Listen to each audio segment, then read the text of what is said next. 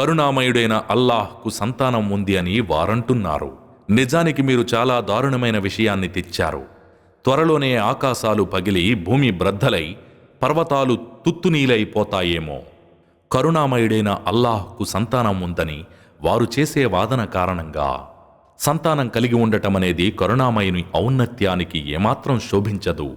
ఆకాశాలలో భూమిలో ఉన్నవారందరూ కరుణామయుని వద్దకు దాసులుగా రావలసిందే. వారందరినీ ఆయన చుట్టుముట్టి ఉన్నాడు. అందరినీ పూర్తిగా లెక్కపెట్టి ఉంచాడు. వారంతా ప్రళయ దినాన ఆయన సమక్షంలో ఒంటరిగా హాజరవుతారు.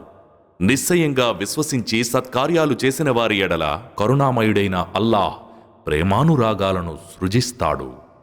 నువ్వు ఈ గ్రంథం ఆధారంగా భయభక్తులు గల వారికి శుభవార్తను వినిపించడానికి, తగోలమారులను హెచ్చరించడానికి దీనిని నీ భాషలో చాలా సులభతరం చేశాము.